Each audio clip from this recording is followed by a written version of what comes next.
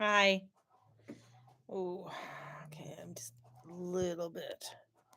There we go. Right, where am I? There I am. Let's get into this today. What a day. All right. So, a couple announcements besides my hair. It just, I don't know. Anyways, it is what it is. I ran out, I ran out of mousse. I ran out of everything. So my hair is just like, ah. So today, what's happening today? Today, I'm preparing to go to Manville tomorrow, Vermilion. I'll be in Vermilion tomorrow at the Shine Psychic Market, Psychic Fair Market, and it's in Vermilion. It's from 10 to 4, I think, 4 or 5. Um, and let me see, it's everywhere. Let me see, Shine. It's the fair and market, Shine Psychic Fair and Market. It is Vermilion's regional center.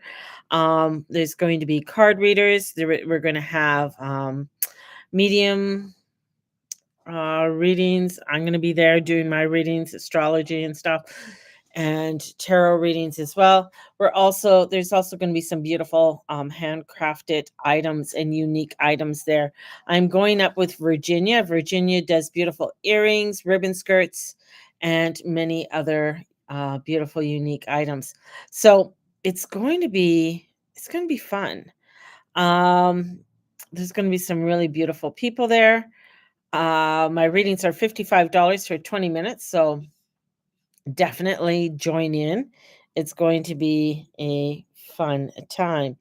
I'm looking forward to this and just to be there, just to see people that I haven't seen in a while and reconnect with everyone. So that's going to be nice. It's going to be a long day. I think Virginia and I will be leaving at 4:30 in the morning to get there on time because it's about a 4.5 hour drive. So just to get there on time and get set up and everything. So because it starts at 10. So it will be a fun day. Yes, it is 10 to 4. 10 to 4. So so looking forward to it tomorrow. So that is Vermilion Regional Center, 10 to 4 tomorrow, which is May 31st. I will be there, Virginia will be there, and many other beautiful readers as well.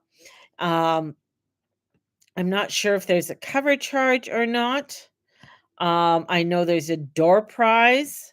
There's door prizes, which are really cool. And there's over 30 readers. Tickets are free. 30 readers. Um, Chance to win a beautiful door prize. So there's lots there. So a lot of the different vendors in that have donated stuff for the door prizes and stuff. And I think the first so many people get a little goodie bag or something like that as well. So lots there. So I mean, she does a beautiful job. Vicky does a beautiful job every single year. It's really, um, she gets a very good response, and I'm sort of I got this, kinda nervousness to it. Always get a nervousness before I do these things. It's one that, am I gonna do well? What's gonna happen kinda thing. Because I know I've been in markets. I always do well at her markets, always have done, but, in the back of your mind, because I've been to markets where I have sat and I've had maybe 2 readings. And it's like, okay. And I've been at some really crazy markets where it's just like you just like do, and I mean, one of the reasons you do markets is that you want to make money, you want to connect with people. So I am going to be promoting my Sacred Summer series and the whole Sacred Summer series. So ah, ah, I have created little handouts for people. Looks like I ran out of ink. That's fine. So for the Sacred Summer series, and it's for the June, July, and August. And so I'll have these little handouts for people um going having them there. What else will I be doing besides reading? I'll be just reading. I'm not selling anything. I don't have any wares to sell anymore. So it's just me, baby, just me doing my thing. That's all I'm going to be doing. So, yeah, aligning with your magic. I'm finding a lot within my own practice is so changing. Doing this series, the Sacred Summer series, is really something I'm finding a huge passion for, and really, directing my energy into doing, um, where I'm going to be doing a September series and not, sort of a fall and winter series.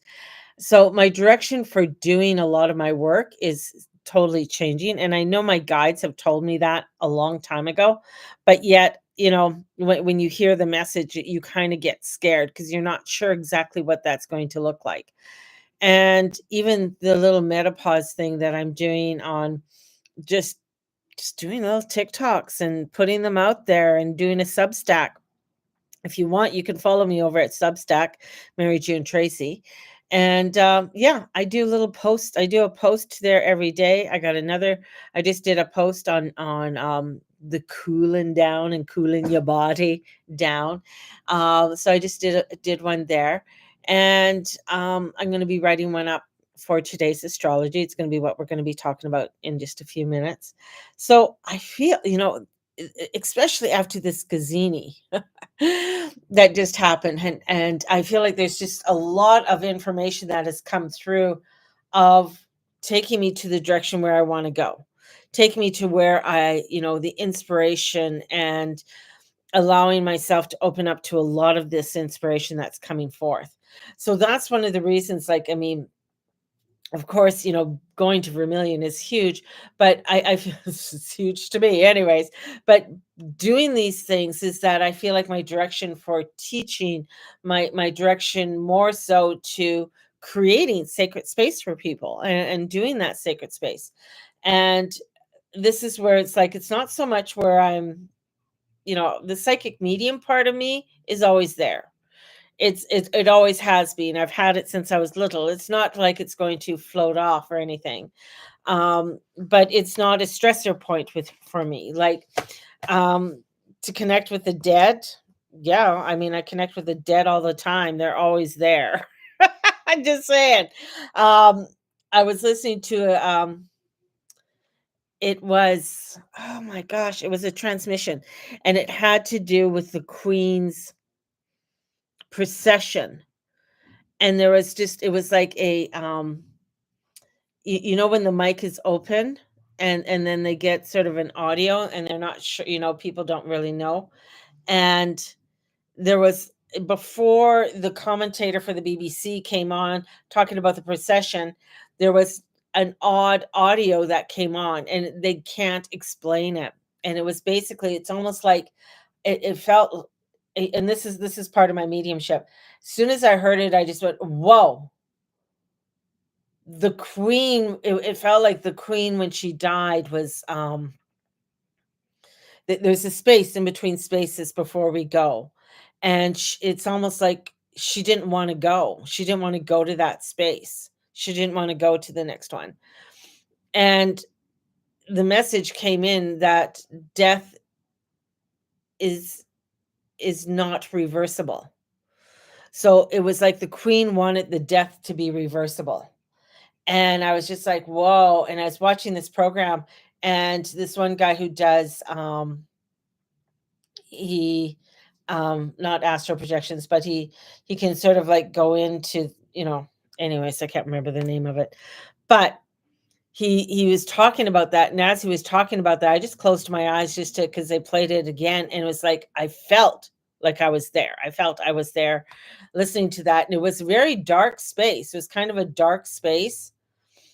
And then with her energy there, I feel like she has moved on. I don't, it's really weird because, um, I mean, you don't want to. I mean, it's a royal family. You don't want to really say a whole lot sometimes, but there's a lot that's there, right? And even though they pronounce that they don't believe in rituals or psychics and stuff like that, I feel like there was some psychic that was there, or a royal psychic that was there. I mean, Queen Elizabeth the First had John Dee, and John Dee was an astrologer, mystic. He saw angels and got information from angels and talked about the angels that he downloaded and stuff. So that information, is there. And King George the Third, right till he was dead, was doing his whole um mummy thing and skull jelly eating thing and stuff to continue his youthfulness. Like, there are these rituals that even today are being done. They're quite graphic and everything of some of the things they do. That's why you hear about a lot of other things. With little ones and the things that they do with little ones and stuff. But I get off topic. Going back to the queen and her death, I feel like it's almost like she wanted. I mean, everything in her life was provided for. Everything, right? And now she's going to a place that is very unknown. A place where it's like almost where in this world you have everybody at your beck and call. Will she have everybody at her beck and call on the other side? It's a totally different reality. It's a totally different place. It is where that that there's no hierarchy, right? I mean, if you're going to have a hierarchy, the hierarchy would be God. Nothing's going to, be above God and the divine, that energy force. Nothing's going to be of beyond that. And I feel like even within the angelic realm, right? It's you kind of integrate with all of that energies, those frequencies. This is what you integrate with when you pass over. And it's hard sometimes to explain to people about this. Anyways, so when it comes to the psychic medium part for me, it's there. The part that I really am stepping more into, it is the spiritual love of life coach with the astrology. Wanting to be that spiritual love of life coach, wanting to help people and coach them and help them so that they can um attain to feel into this spiritual realm and align them with the magic and trust in their own inner knowing. That's, to me, is my full draw to what I do. And wanting to be that coach, wanting to, and I don't think be the coach, I am the coach. I am that coach who brings in the evolutionary shifts for people and wanting to bring that evolutionary shift. Um, Today, it's such a powerful, powerful day. I feel like today's a very blessed day. This is where we are slowly inching our way towards a worldwide evolutionary shift, and it's not a need to freak out. It's a time to breathe and stay present and keep your soul boots on, right? This isn't about a time of trying to run away or go some in a different direction, and try not. This is where humanity is tiptoeing towards a global evolutionary leap. And it's not to panic. This isn't the end. It's the beginning of something profound. And we need to stay grounded. We need to stay curious with this all. And we're not breaking. And we're breaking open. And we have a moon that's coming Leo, and it brings a glowing spotlight of parts of ourselves that have endured being kind of like scared and trying to survive, and now divine demand us to live fully bodily, and without apology. And that's a huge one. That's a huge one. And we have this moon that's trining Saturn in Aries and Neptune in Aries, and the courage to feel is our structure now. This is the aspect supports emotional maturity with a visionary twist, and it's not a time to fake it. It's a time to own our wounds and the battles and the medals and step forward to be our real. It's not about hiding away. It's about walking the talk and talking the walk, right? It's about doing the shit.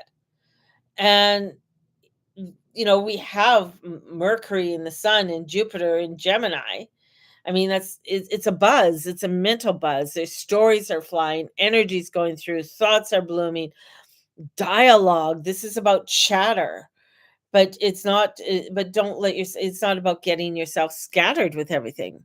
We got to choose the joy and choose the curiosity and choose to speak from the heart, not just about it. Leo is rising, and we're all being asked to show up more, and pride, and a playful courage.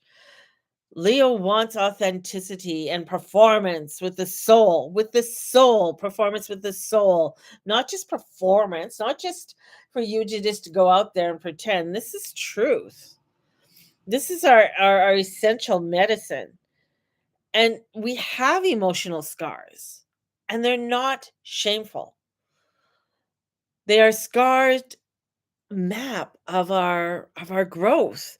They Today is about letting the weaker layers fall away so our creative core can shine. It's like that cracking open and taking away all of the hard, crusty stuff, right? And this beautiful illumination is coming in your essential fire, and you can rise. You can rise. So this is like a mantra for the day. It's like my scars are not my setbacks; they are a source of my sovereignty and stepping into my sovereignty. We are emotionally embedded, our heart in this moment and rooting our courage into the soil of change. We're learning to balance our heart, our truth, wider scope of the world, and no longer shrinking down into, shrinking from what's real. Instead, we're rising. A beautiful poem, because Mateus is doing poems right now. So I did my little hand at a little bit of poetry here. And this is what I wrote this morning. And it says, with every beat, we embed our hearts deeper into this becoming. We are not retreating, we are expanding, balancing personal fire with global vision, learning that courage is loud, it's steady, and the joy is not a distraction, but a revolutionary act. Mm, love that. Just love that. Um, it's when it came together this morning, I was just like, oh, I was just so excited because of that energy that came through. It was just so so cool. So yeah, you know. So anyways, I'm going to love you guys. I want you guys to have a fabulous day. It is a beautiful day. It is a day to rise up. It is a day to create and be beautiful visionaries and revolutionary that you are. So have a blessed day. And hopefully I see you all in Vermilion. Blessed be everybody. Bye-bye.